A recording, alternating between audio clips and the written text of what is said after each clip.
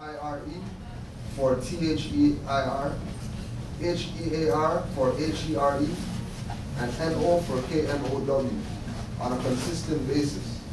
They were laughing at the ignorance, yet they brought her in for questioning and she agreed to talk. She told of the meetings, and the man who undisclosed name apparently was the Grand Chief. And now he stayed at the rooming house. The WPA member, who was not a member of the Moorish Science Temple and who wrote the letter to Roosevelt's wife, stated she would keep them abreast of the Moorish activities in her neighborhood. There was never anything bad said about the members of the Grand Chiefs, with the exception of some dirty laundry equivalent to baby mama drama. Today, wherein one member was interviewed and he said how he was married to one sister and she kicked him out because he had a baby by another. The FBI described him as cooperative but ignorant. The FBI even included in their report the fight the two sisters had with each other over the matter. I found that there was a lot of sisters who turned informants, and at the same time, a lot of sisters who sealed up and tried to keep things held together. One sister disclosed that the official greeting is Islam sister. Their lodge has a red flag with a blue 6-point star as described by the FBI. They had a shield with a blue crescent on a red background and a star inside the crescent. Their monthly dues were 75 cents. There was so much distrust surrounding everyone that during public lectures there would be someone on guard point at the door, and when they spotted anyone coming to the meetings who were thought to be there for the purpose of sabotage, they would push a button and a white light would come on inside of the lecture hall that would notify the speakers of such an intrusion. This was thought by the FBI to be for the purpose of curbing any of their subversive words. There is no wonder why some of the people running the temples today think they are to be secretive even unto their own. This thing runs deep. This thing runs deep, doesn't it? The Moors themselves said they would accept Moorish Americans or Asiatics on the selective service registrations, and that if they put that on the form, they would stop claiming themselves as conscientious objectors and would join the service. In some cases, the Moors joined under their circumstances because some thought they ought to fight for their country. The problem is, they are not fighting for the United States Republic of North America Constitution that was authorized by their forefathers. They were fighting, and still are, for the Union States democracy, sitting in the seats of authority, exercising criminality, and hiding under color of law, which is not rightful law for government. I think that is where today some people get confused about this. We as Moorish Americans are to go back to the ways of our forefathers. We are to enforce the law and the Constitution, and to see it that the covenant of such, the contract, is not violated. This is the very covenant of our forefathers, put in place to protect our inalienable and unalienable birthrights, so that we would not be molested by anyone, especially by those who are breaking the laws that protect us. We are the law, and the Constitution is derived from divine law. It is common law for the common people. Herein lies our salvation, and the Prophet said so and designed a program to that end. I am hereby calling on all true citizens that stand for the national free government and the enforcement of the Constitution to help me in my great missionary work, because I need all support from all true American citizens of the United States of America. Help me to save my people who have fallen from the constitutional laws of government, and depending on your support to get them back to the constitutional fold again, that they will learn to love instead of hate and will live according to love, truth, peace, freedom, and justice, supporting our free national Constitution of the United States of America. Noble Jew Ali, divine warning to the nations. Clearly, a true Moorish American would have to have some de jure, meaning right law, clean and pure, knowledge of constitutional law, as it is through this lack that they have been molested. This is what is meant by going back to the mindset of your forefathers. The Europeans were taught law by our ancestors. The Constitution was written as a contract for them, but vested in it is the protections of our birthrights. If you would activate it by way of enforcing the Constitution, we would then activate the spirit of our ancestors, and they will in turn guide and protect us. The work they did in authorizing this Constitution was masterful and eloquent. You must honor them. The laws are written in Moorish Latin and the courts still utilize them. Today, a lawful document, check a lawful document, and you will see for yourself. This proves the European did not write the laws. The European have written statutes and ordinances, but they are not law.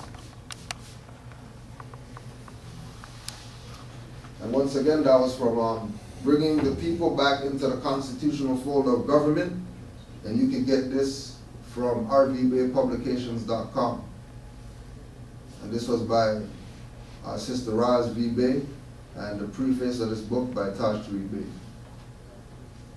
So the job of the Moors is to enforce the Constitution, right? That's what we basically have to do. And if we're not doing that, then we're not following the charge of what the Prophet said has to be done, right? So when we say Noble Juali has to get the same amount of respect as Marcus Garvey, as Elijah Muhammad, as Farrakhan, as T.D. Jakes, as Puffy, as Biggie, as 50 Cent, as Eminem, like everybody. Whoever gets props, and whoever people are giving props, they have to give like 50, 100 more props to the Prophet. And if they're not, sorry, but you're running a fraud.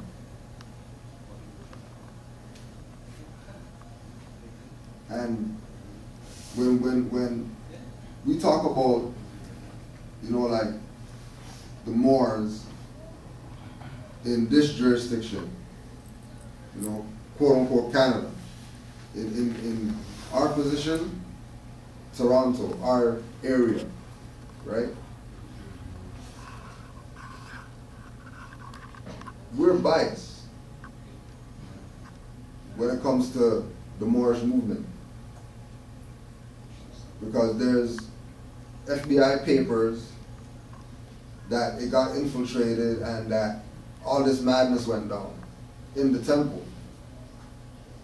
Like documented information that we just went through, that you can go and get the FBI papers yourself if you want to pay the money and go get it. And read the same stuff that's being presented. Because all this information was supposed to be held back, so you would have this one perspective of the Moorish movement, and that's as some group or whatever.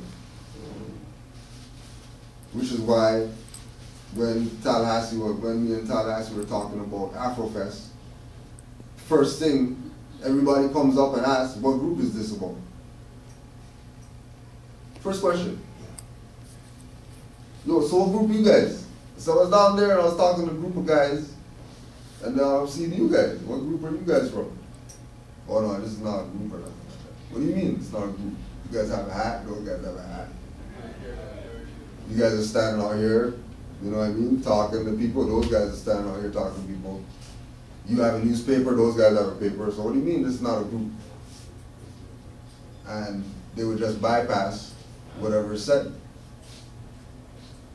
because they're thinking that this is some group. But this is not a group. Like, this is a reclamation of your birthright that was taken away from you, which has you in groups. Because only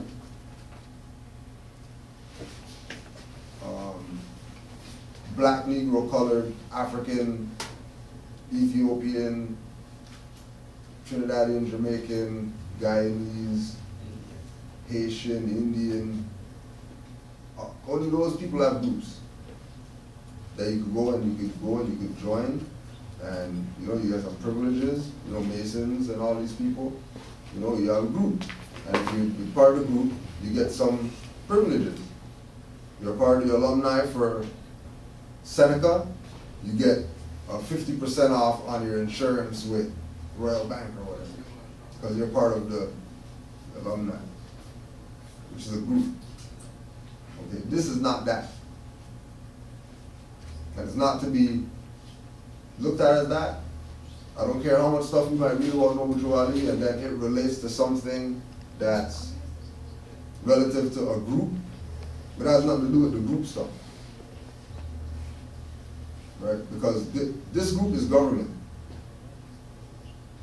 Like, that's what this group is.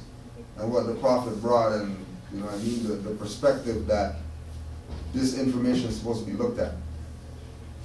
So this is not something where you found out about Noble Drew Ali, just like you found out about Elijah Muhammad, and now you're making a comparison like, okay, well, should I be part of the Nation of Islam? Or should I be part of the Moors? Or should I be part of the Nuwapians? Don't even put Moors in the equation when you're going around trying to figure out which group you're going to belong to. But if you get with Moors that's telling me that this is a group, you're being cheated. Really and truly. Right? Like, period. Yeah, but, you know, when I went there, I don't care. If they're pushing it as a group perspective to you, like I'm saying, anybody out there, right? It's only because of, like, maybe like last year, 2 years ago, Afrofest, is the reason why you're seeing Nuwapians wearing feathers at Afrofest now. I'm telling you that. Those guys don't have like information, not to take nothing away from them, but they dashed away their birthright to tell people about planet risk and other beings and entities or whatever, when you're on the earth plane and you're going into some other nation's thing to promote something that the thing that you're promoting is condemning the people who you just paid to go have an event at the thing, to go have a stall or whatever. Like, we did it, we did Afrofest. You know what I'm saying? But there's a time when you're gonna have to say, yo, I don't accept that contract. Man. I don't care what you're gonna give me, I don't accept that contract. And some people can't not accept the contract. They have to accept it. Even though they know it's to their detriment. You know? So when the contract comes up between you and what the Prophet brought, don't look at this in any other perspective than what this is. Because if you look at this as some group perspective, you're going to find yourself sitting down in some cell alone. Because he thought this was a group, and then the group could do something for you because, you know what I mean, like you're a group. But this isn't that. Right? This is nationality and birthrights. And nationality and birthrights are things that you're born with. So you're supposed to know those stuff already. And if you're like 30, 40, 50, and you don't know about nationality and birthrights yet, like you're behind some studying. And all those doctors or whatever that you have don't mean nothing. I don't care if you have $1 million in the bank. It means nothing because this is a divine and national movement. It's not just dealing with law only. This is dealing with spirit too. And just like the Prophet saying, once you enforce the Constitution, the ancestors are going to step inside you, and then you're going to be your ancestors. And we're not even talking about anything else. All we're talking about is just the Constitution only. Enforce the Constitution. Like, that's all. That's the protocol that the Prophet laid down on the Moors to do since 1913. Enforce the Constitution. Then everything else, you can do everything else after you do that. But people want us to bring stuff and put the cart before the horse. Right?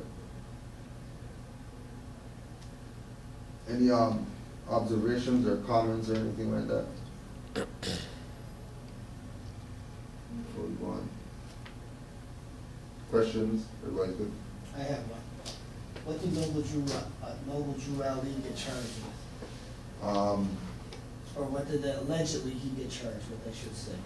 Allegedly, they were trying to charge him with killing the man who put the stuff on. Or have something to do with it. Or or have. It was, yeah, it was.